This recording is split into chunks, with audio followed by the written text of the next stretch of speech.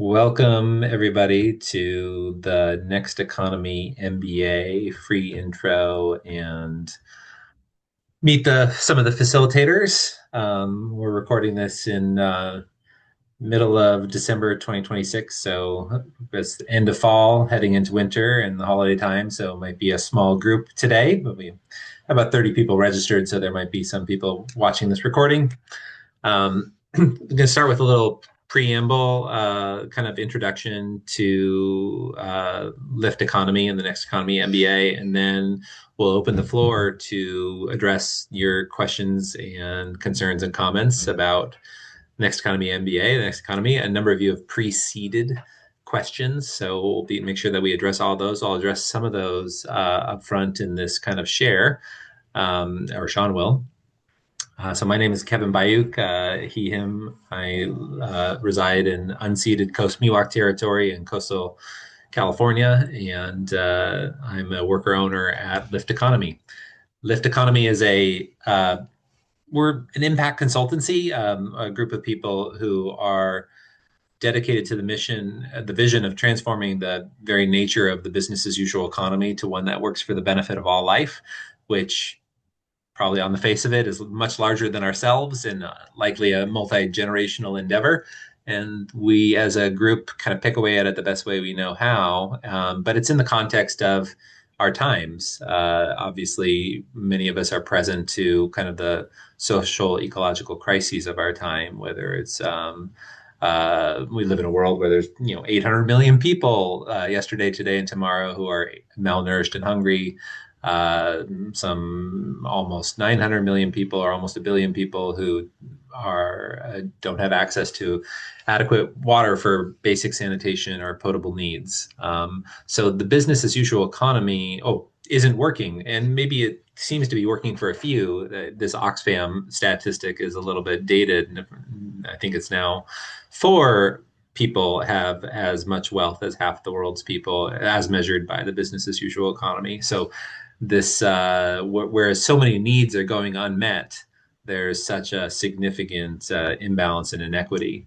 Meanwhile, nature is in crisis in terms of the biodiversity crisis and the destruction of wildlife and ecosystems. Some 97% of the old growth forest in the northern hemisphere has been cut down, most of it in the last century and a half, as just an example.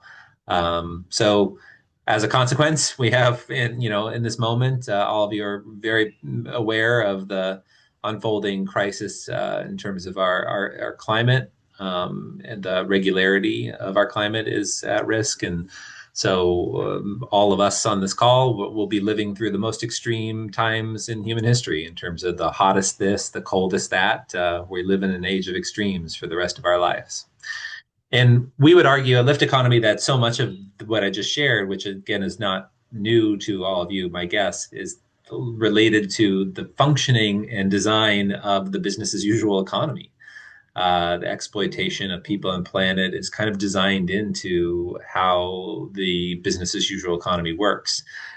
So this image is a framework that we go through in the Next Economy MBA, but it's been something that the Berkana Institute, Meg Wheatley, and Deborah Fries kind of introduced to us as a model for understanding systems change. It's just one of many models, but what's represented here in this image is the business as usual economy has a kind of tremendous momentum as people are born into the context of the business as usual economy. We kind of lose sight of a different possibility, even though there seems to be, when people become aware of the crisis, there's this desire that there must be a different way. And some people, as they wake up to the horrific obscenity of the business as usual economy, take action in different ways.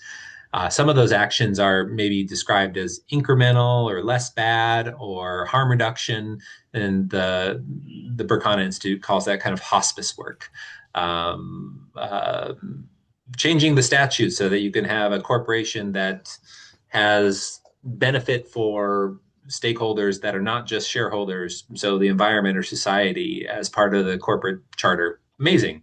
But probably inadequate for the total transformation of the system. So hospice work is kind of necessary, but inadequate for transformation. And then simultaneously, there are some people who kind of have jumped ship off the economy and are midwifing in totally radical structures and norms, a totally different culture that's radically transformative, different and distinct from the business as usual, and almost culturally invisible. And so the Next Economy MBA and a lot of the work of Lift Economy is kind of right at this nexus, the right at the in between what's deep hospice and kind of radical invention. And when I say invention or newness, a lot of what's a lot of what's done in the midwifery work is actually very old, and that's why we call it the next economy and not the new economy, because some of it is actually very old. Um, so, what do we do at Lift Economy? At Lift Economy, we support social enterprises in next economy institutions. Some of them are worker self-directed nonprofits. Some of them are multi-stakeholder cooperatives. Some of them are trust-owned organizations. Some of them are foundations. Some of them are benefit corporations.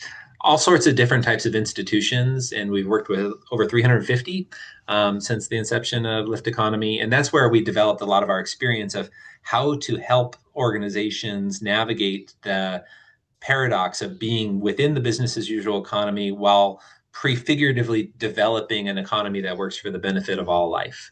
And as we went through working with these groups with technical assistance, people would come to us and ask about like why is it difficult? What's hard? And capital was a big part of it. So we actually started something called the Force for Good Fund as a model of a different type of investment fund that invested in women-owned, person of color-owned cooperative enterprises working on different aspects of climate or food systems or social justice or renewable energy. And we work with other investors and foundations as well.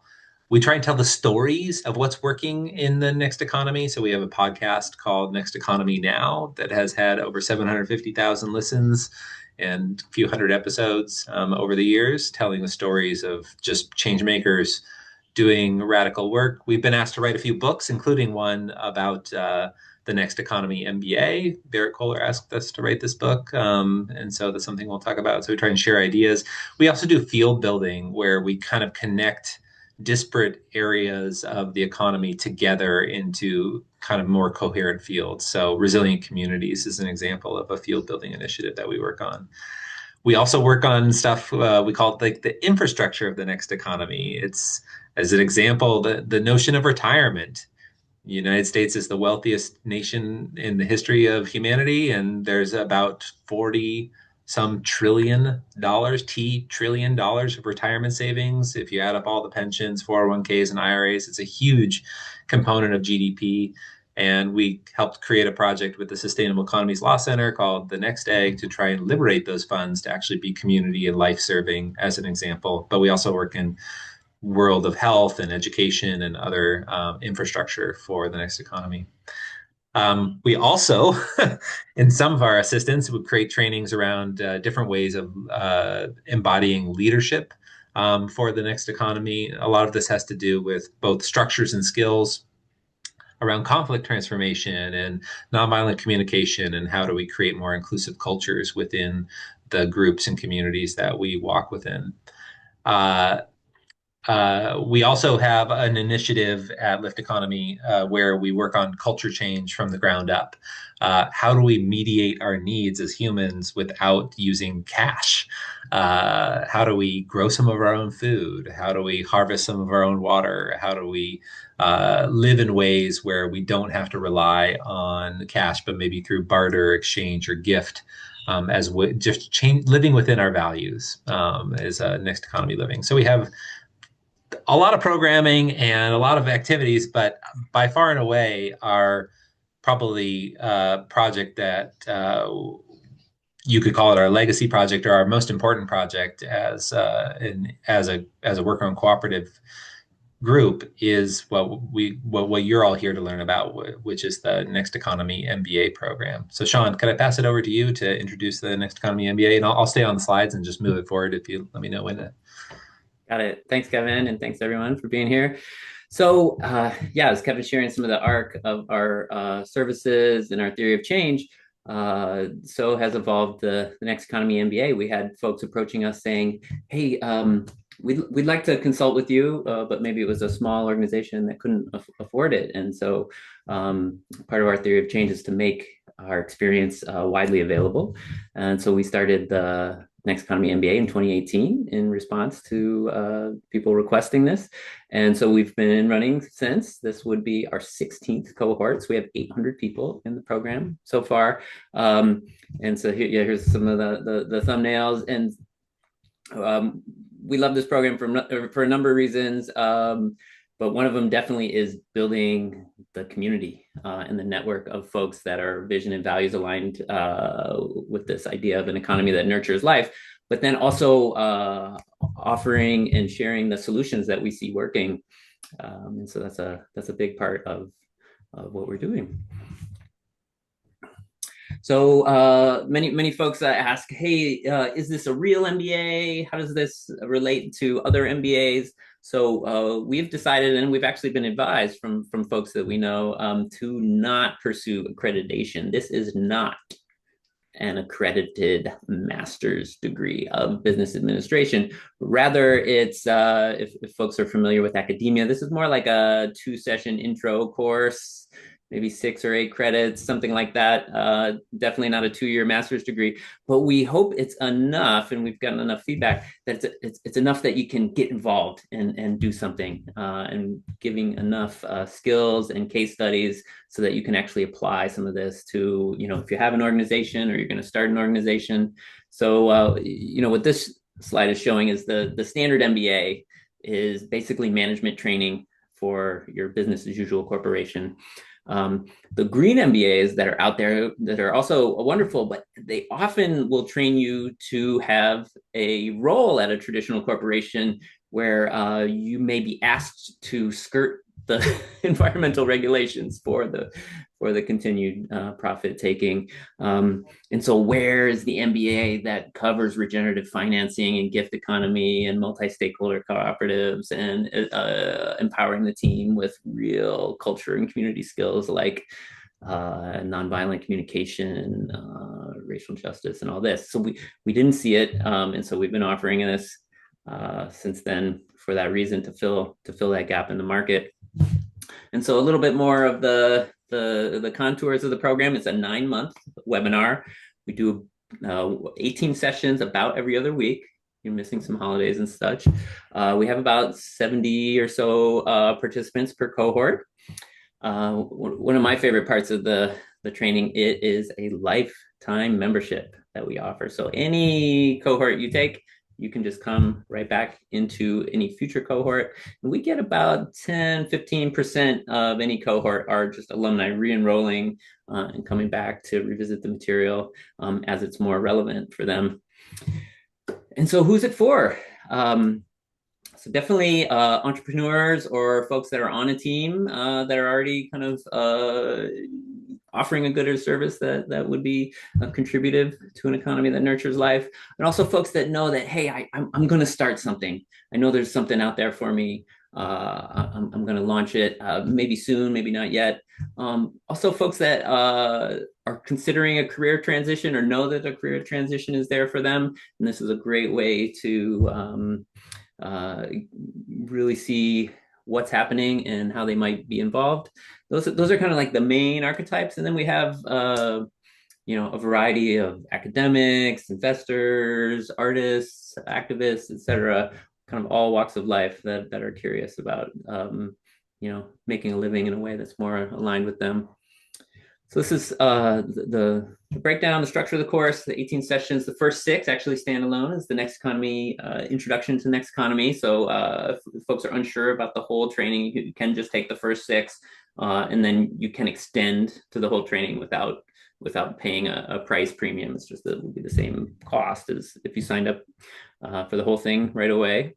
Then we go into the session 7 through 16. We call that the nuts and bolts or the business mechanics. This is where we really go into vision, culture, strategy, operations, marketing, and sales, all the things that you're going to need to do when running an organization. And then at the end, 17 and 18, we kind of come back out to the big picture and looking at systems and culture change and what's what's next.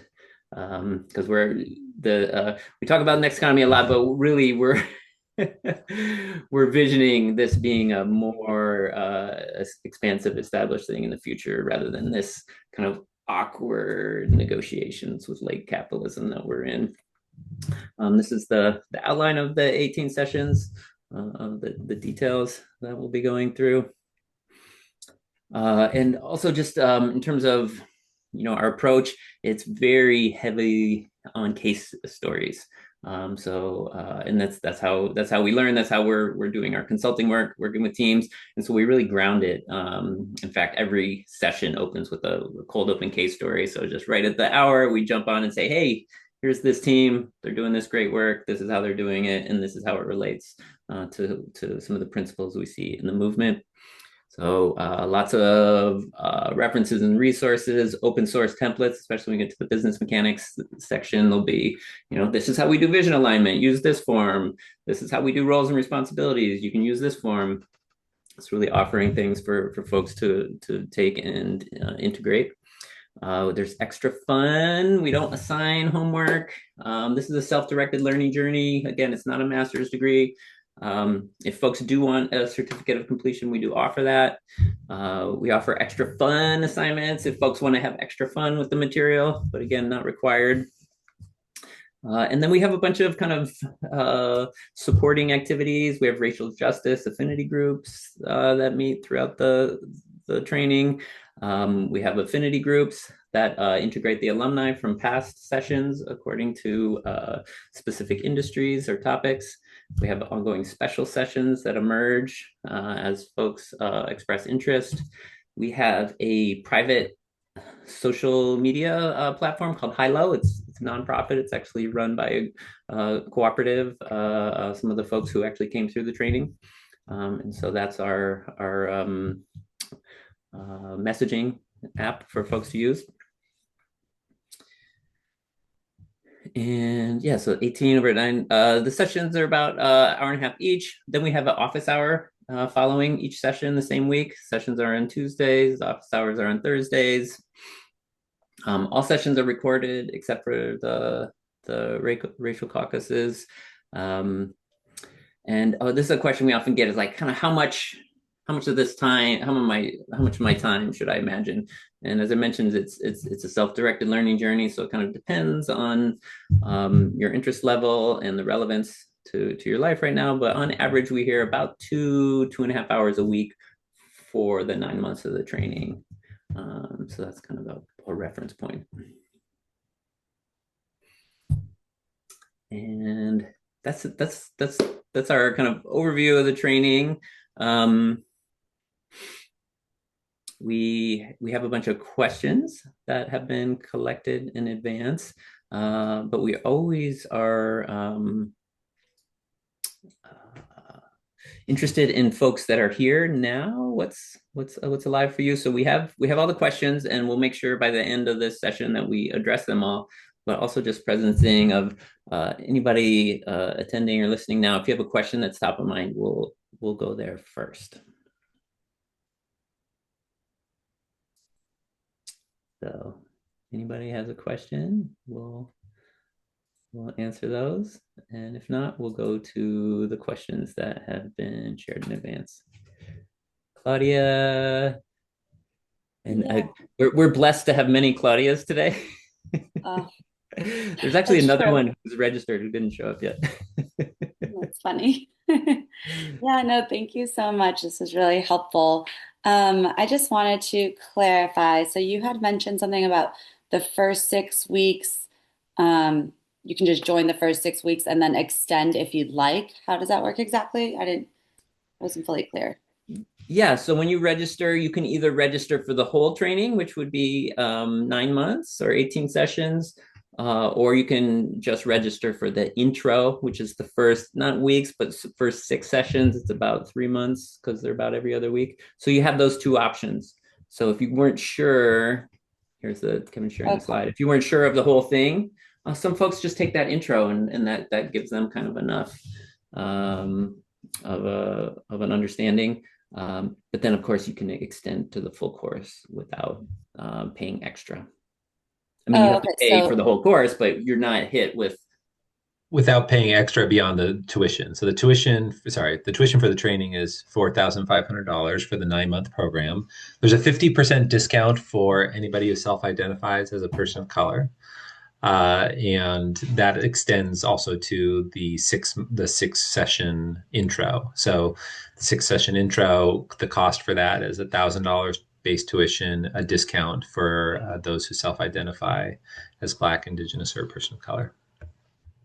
Okay. Awesome. Thank you. Of course. Other questions folks have?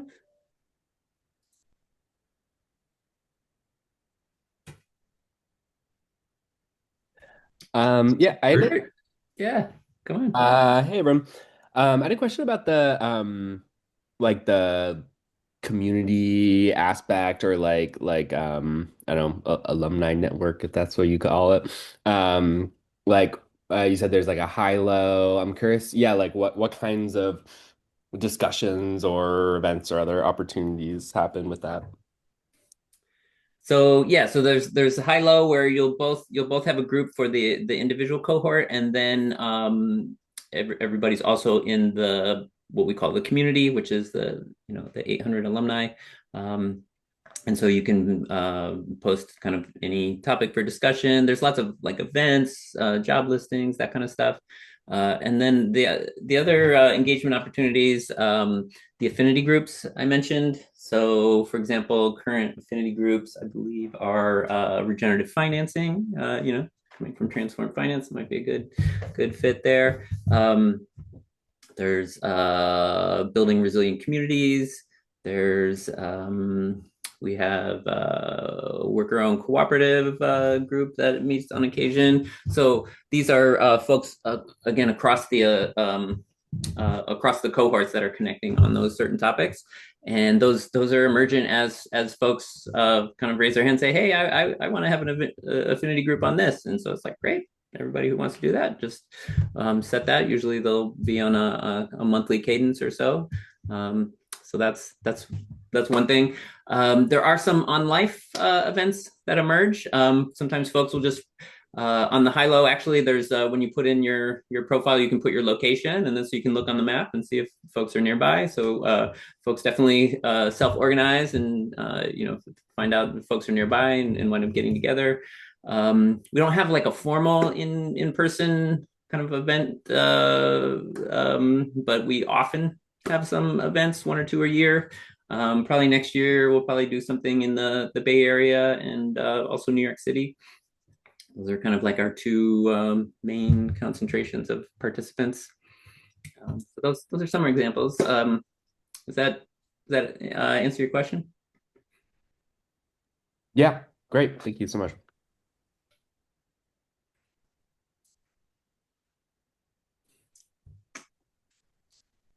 Other questions? We can start reading some of the ones that were preceded as well, but like I said, we want to honor the folks that are here and speak directly to you.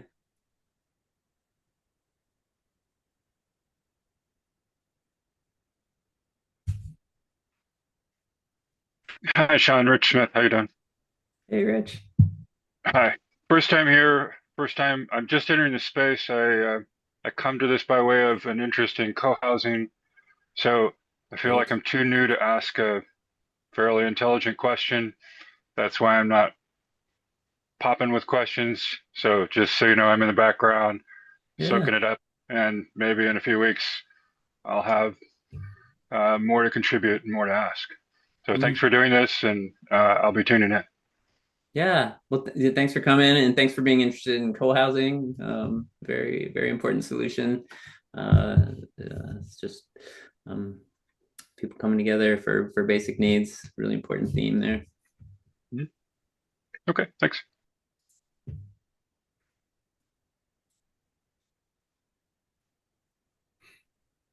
Maybe add a little detail to your response to Kurt, Sean. Just I'd share my screen to show the non-commercial high-low map of some of the alumni, and then what the general discussions are like. Everybody saying like, hey, does anybody have any recommendations for cooperative board training for a grocery and, to improve efficiency, diversity, and inclusion? And people are responding, and some events like Sean said, and somebody saying, we're starting a next economy living money pool, a Tanda for exchanging money and who wants to join, that kind of thing. So there's just a diversity of types of posts from alumni in terms of sharing resources and inspiration, soliciting interest in other projects, that type of thing.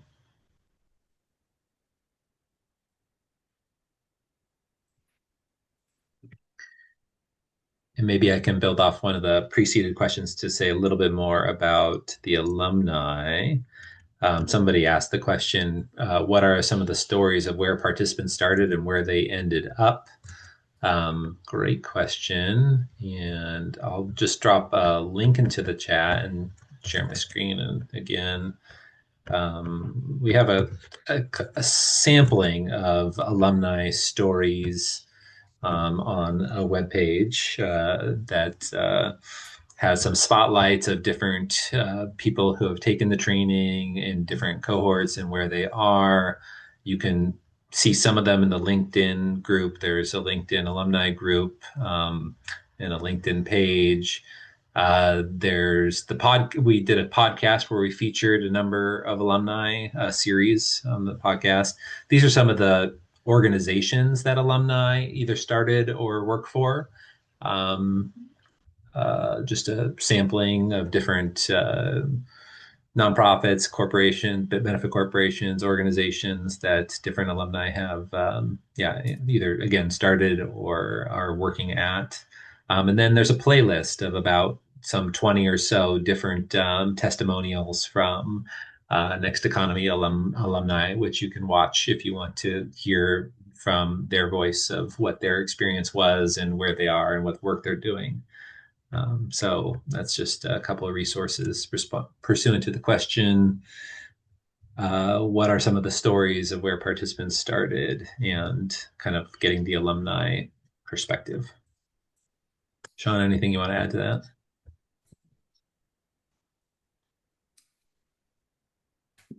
No, I think that answers it pretty well.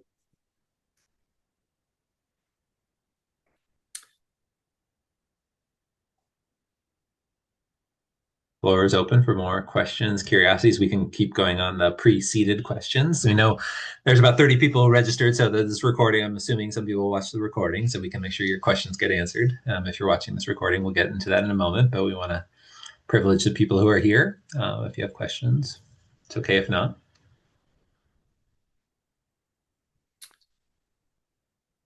So yeah, floor is open for more questions, but I'll just continue going, the ones that we received. So the question is, what kind of support and resources are offered after completing the cohort? Well, mainly the lifetime membership. It's fairly unique for taking a course that you could just keep taking it. And like I said, folks actually keep coming back. And so we just love seeing old friends keep coming. And of course, the affinity groups, some of the alumni just stay with an affinity group and keep meeting with that every month. The high-low, et cetera, folks are, still on there, chiming in, asking, for resources, et cetera. And that sometimes folks need, they have a need and they'll just reach out to any of us personally. And then we're always responsive and supportive for our community. Do I need experience in social enterprise to attend? No experience required for this training. There's no prerequisite other than just being interested and available. And then this person is also asking, are older people welcome? Absolutely. We do not have an age restriction. And we haven't had that many teenagers, I guess. But that's okay. But they're certainly welcome. One thing I'll just comment on the question, somebody's asking, do I need experience in social enterprise to attend? Like you said, John, there's no prerequisite knowledge or experience. There's actually an interesting tension that the more knowledge and experience one has in enterprise or business as usual, I'm taking out the social enterprise part of the question, but the more experience that somebody has there, turns out the more oftentimes there's an unlearning curve to maybe let go of some concepts that or to question collaboratively some concepts and questions, to make questions out of some belief systems. And there's some people in the training who, yeah, they have their credentialed MBA. They've been operating a business, and they have a lot of experience, and they're looking to explore how I can have more impact and make sure that they've kind of addressed all aspects of the organization that they're operating or planning to start, to make sure that they're thinking about how they could be a model for a transformed economy. And then there are other people who maybe come from like the nonprofit sector or just a community-based organization, and they're like, I have a vision for meeting my community's needs. There has to be another way. I don't want to fall into the tropes and traps and culture of business as usual. How do I go about doing that? How do I create an institution or an organization and share power rather than power over, that kind of just some basic things, as well as like, how do I access resources or capital in ways that are not reifying the wealth chasm in this country? Or how do I access resources in a way where I can actually confer ownership to my community members that we're serving, rather than giving ownership and decision-making power away to capital or investors? Those are really common questions that people come in with. So you can come in with, just like Sean said, a curiosity is probably the closest thing to a prerequisite.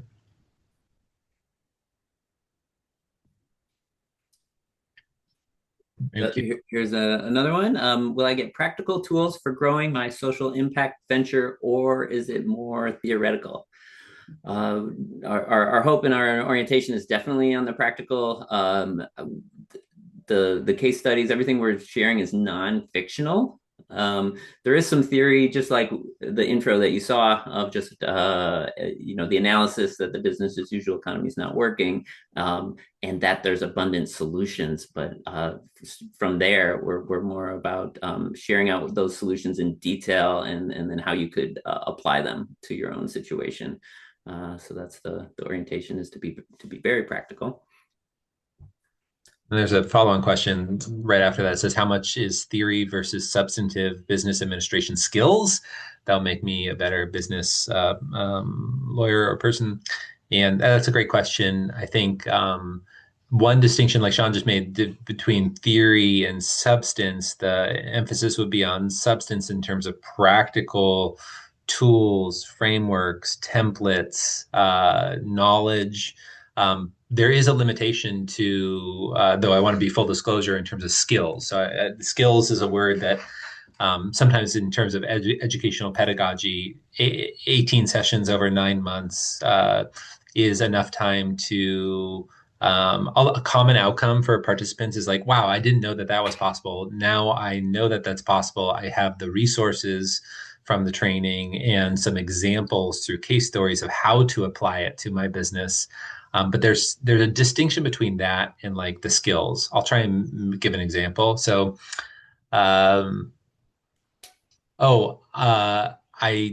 didn't know that open book management was a thing about how to create a dashboard to share critical financial information with all of the team as a mechanism for shared power, for kind of communitarian dialogue and deliberation, for a shared governance organization. Now I know that. Oh, and there's a couple of examples and case stories that were shared about how that works. I also have some knowledge about what is a prerequisite for the organization to make it work. I know what the critical failure points are. That was all shared in the training. The skill of developing that dashboard, even though there's an example and a template offered, the skill of like translating critical financial information into a dashboard that works for your team and your context, I would make the distinction that sometimes that this we would call the Next Economy MBA a competency learning journey, sorry, and not a skill-based development journey. The skills to do something oftentimes takes practice and trial and error, and certainly skills can be developed in this training. I'm not saying there's no opportunity for skill building, and the extra fun is probably one place to do that. Oftentimes in the office hours, we'll crack open a spreadsheet and and help somebody build something. So there are some skills and training that is part of the Next Economy MBA learning journey and experience, but I don't want to overpromise what type of skill building the training is oriented around. So thank you for that question. And summary, I would say probably with caution, me saying this, less skill building and more competency and knowledge sharing. Sorry if that's disappointing, but that's kind of the reality. Yeah, well, and it goes along with the self-directed nature. So there's no exam to pass where you would need to know that. And even folks that want their certificate, we just ask them to participate. So give us feedback on every session and do the extra fun submissions. But we don't grade them, for example. Let's see. How do you find Next Economy? Yeah, Kevin mentioned that we don't use the word new because a lot of it's old. We define it somewhat practically of if you saw the climate chart at the beginning, if we don't shift, we don't have a next, and so we see it practically of just the next is what will sustain us into the future, and we're also very open. It's emergent. We actually don't know. But what we're observing are some clear patterns of how people are going about, for example, sharing wealth, sharing democratic decision-making power, those type of things, creating regenerative operations, that nurture life or nurture the environment. So that's kind of our definition is kind of like open and emergent, but also, for example, like instead of, it's not like heavy new economic theory that you would have to understand. In fact, it's kind of like there's an emphasis on like decommodification, if we can, like degrowth, using less money to meet your needs and maybe more growing food in place and sharing resources with neighbors and families. So like a strong orientation of it. Maybe I'll just build on that for a moment, Sean.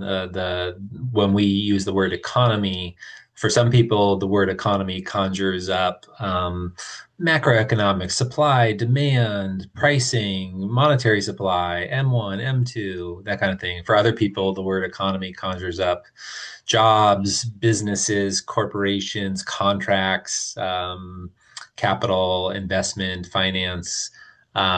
When we use the word economy, we kind of take it more from a first principles approach of economy being like the collective set of strategies that humans use to meet our needs.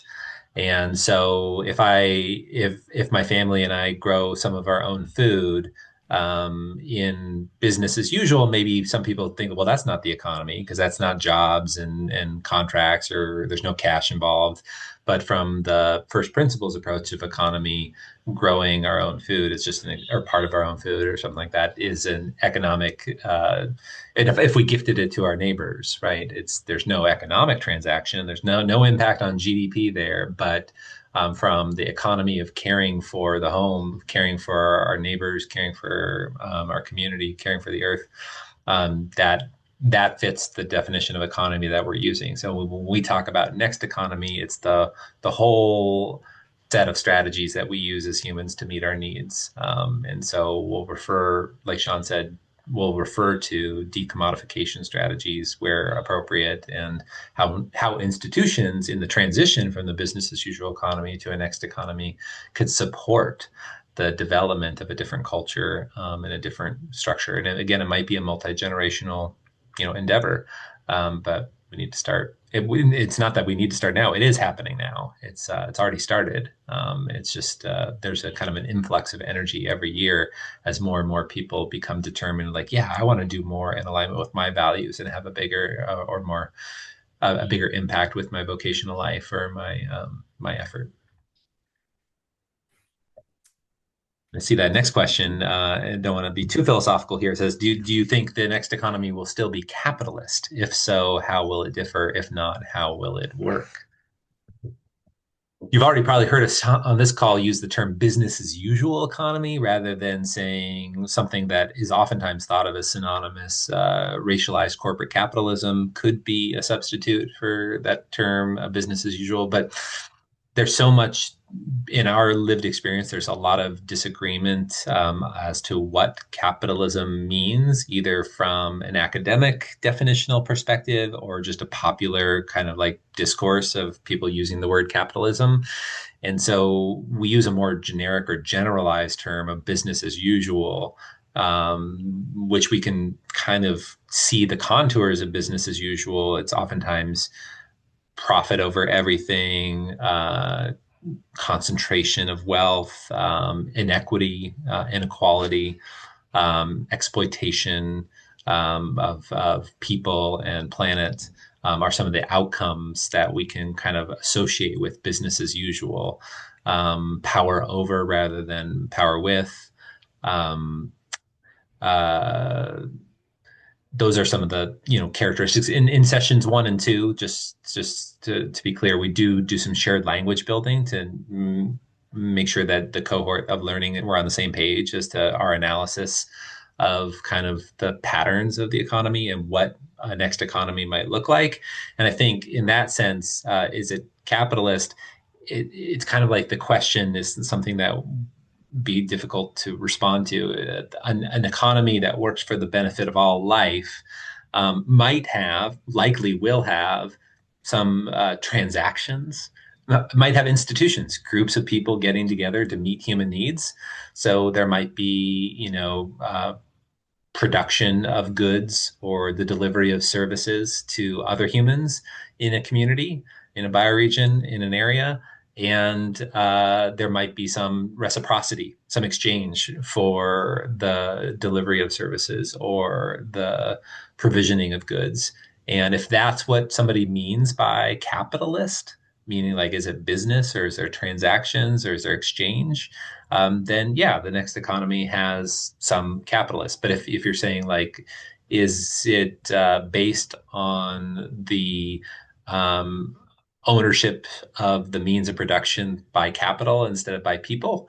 Is it the primacy of capital and the interests of capital and the mandates of capital for market rate return, profit-driven, corporate structures, not beholden to any land or people? Well, if that's what capitalism means, then I would say the next economy is anti-capitalist or is very distinct.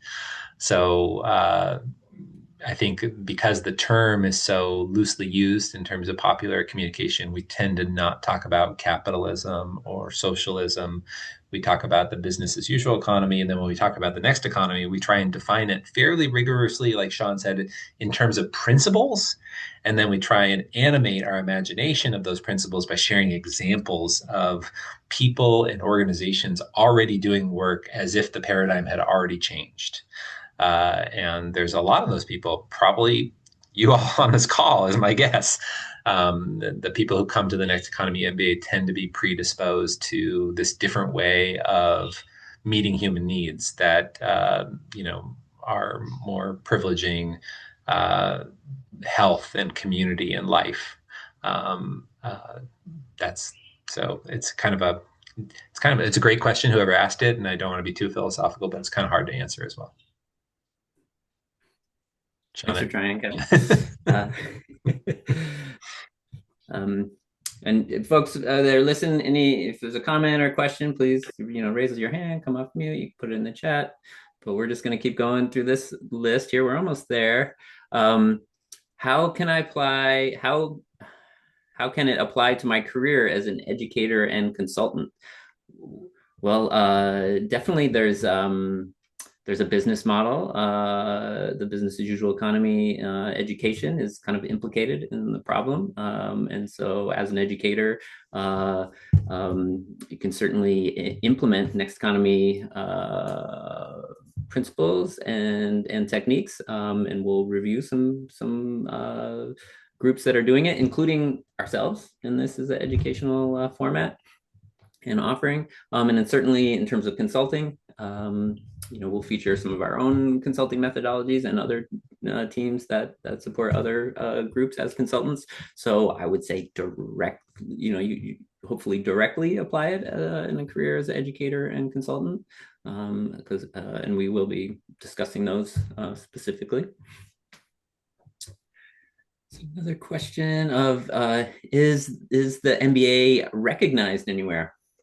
Well, so again, it's not accredited specifically, but it's definitely recognized in the community. So it's a great connection point. We do have there's a LinkedIn credential that folks that attend the program can add it to their LinkedIn profile. So we definitely see folks doing it that way. I can't say specifically that, hey, if you have a Lift Economy credential associated with you, you'll definitely, get hired or that. But some folks do know of us and our work and kind of representing a possible livable future. And so that might be a signal to some folks that you at least know about that. I would say the place where it's most well recognized, and this will sound small, but there's only there's 800 or so alumni, but it's a pretty potent group. I encourage you to look into who's in that group, and it's recognized in that group. So we've definitely seen. So it's 800 now, and if we're adding 150 or so a year, I can see in my mind's eye where there's a point where it's even more potent of a network if it reaches the thousands or so. But even today, you see the place where somebody says like, "Hey, I'm opening up a new Next Economy bookkeeping service," and they'll find their first clients from within the alumni. Or somebody says, I'm looking for a job in permanently affordable housing kind of work. And like somebody else from Cohort 2 is like, oh, well, we're looking to hire somebody on our finance team or whatever. So those types of connections within the alumni itself are happening. And so that's probably where the recognition is highest. And probably through our partners as well, partner organizations.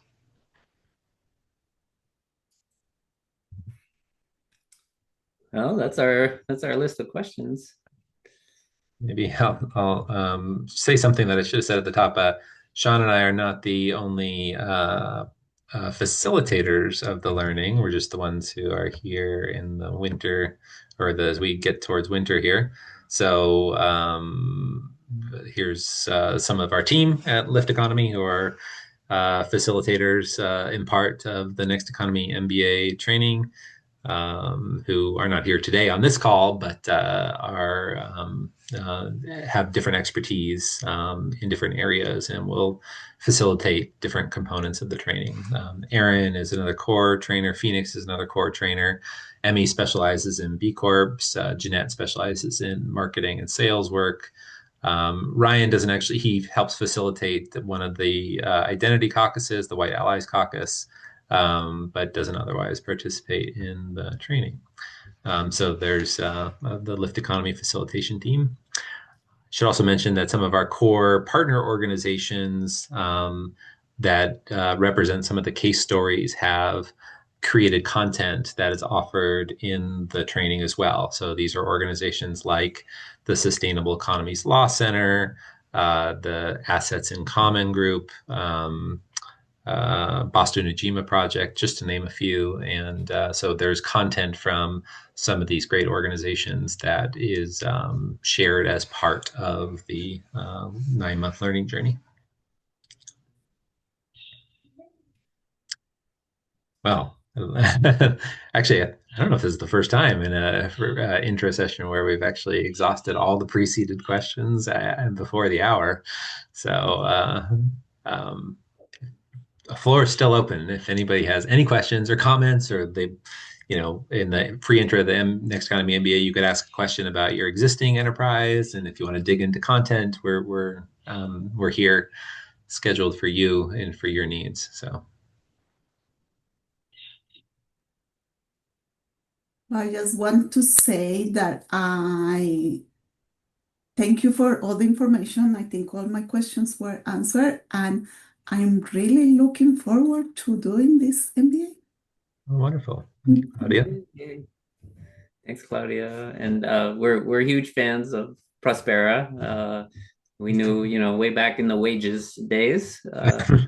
And also just loving the proliferation of cleaning cooperatives. I'm here in New York, where they've also done very well. So yeah, very happy to have you with us.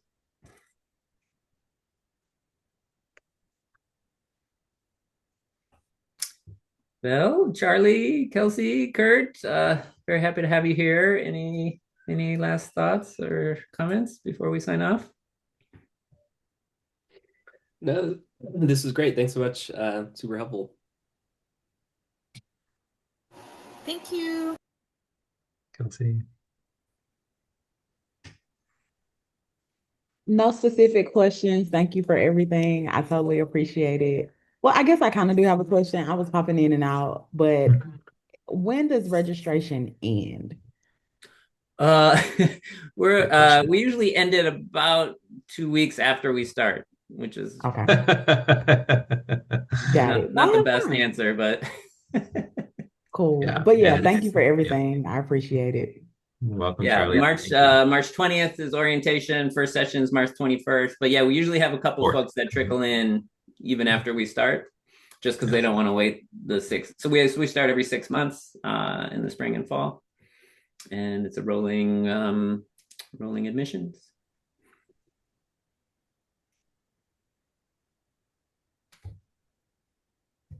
Okay. Well, thank you all. Really appreciate you. Have a wonderful end of fall, beginning of winter, and holidays if there's holidays for you. And hopefully we'd love to be in relationship with you. So let's stay in touch.